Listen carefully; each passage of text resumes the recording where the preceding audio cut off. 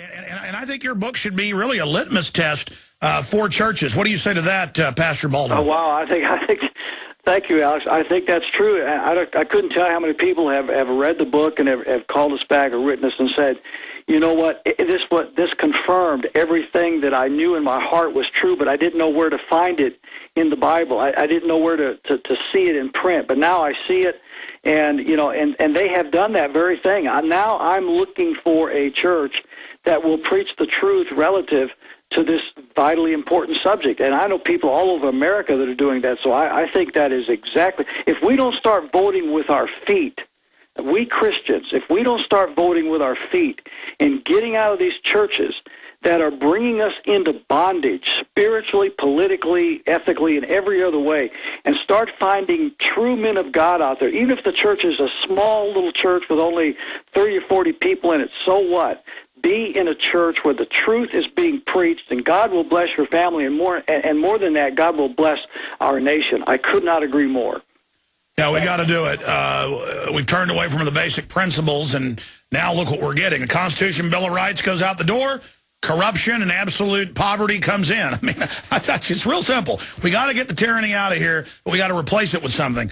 Let's go to who's up next here. I'll take a few calls, then we're going to let our guests go, and then I'll continue with calls. Earl in Georgia, you're on the air. Thanks for holding. Yes, sir. I'm a first-time caller. I've listened to you for a while, and I'm an admirer of Chuck Baldwin. I followed him on the Internet for a while.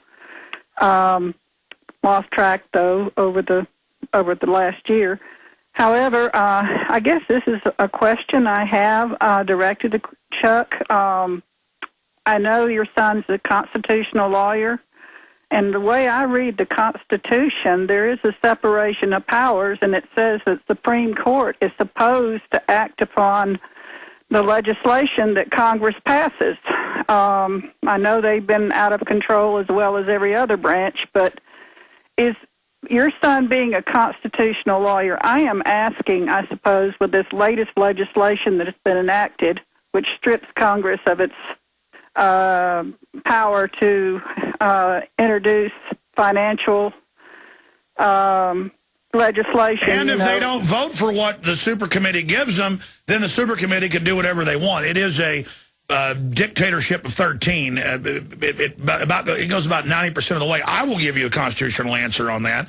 Of course, the Supreme Court should be causing a fracas over this and pointing out that it's blatantly unconstitutional. But so should the vast majority of House members of both parties that voted for it.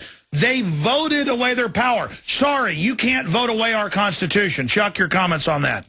Yeah, exactly right. And Tim's very involved in these types of things. Of course, this one here is fraught with unconstitutionality, and I would like to think that there's going to be several constitutional attorneys and scholars that are going to come forth and fight this. I certainly hope so.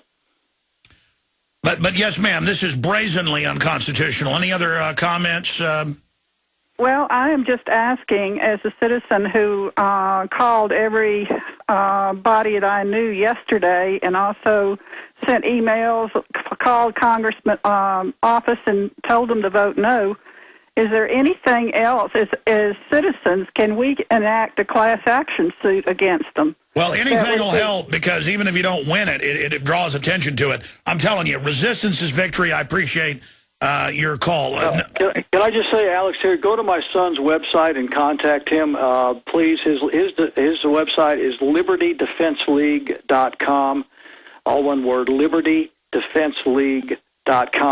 And feel free to communicate with him and ask him these questions, and he will respond to you. Yeah, we've got to get him back on. He's been on before. He's great. Almost better than his pop. He is. Use a Yankee term. Let's go ahead and talk to Kathy in Indiana. You're on the air. Go ahead. Hey, Kathy, you're on. You're up. Batter up, Kathy. Okay, let's move on. Sorry, Kathy. Oh, our phones just went down. That only happens once or twice a year. Oh, our phones just went into cardiac arrest. Okay, great. Even when I try to go to your calls, yeah, Chuck's on a different phone system. Chuck, you can still hear me, can't you? Yeah, I can still hear you, Alex. All right, John, when the phones are back up, let me know, and we'll just take calls from those folks, then get back on and get on air. 800-259-9031. Well, Pastor, I want to thank you for coming on, and I look forward to speaking to you again in the near future. Thank you, Alex, and thank you for letting me be on the show. Keep up the great work. Are you kidding? Thanks for writing that book. I mean, yeah.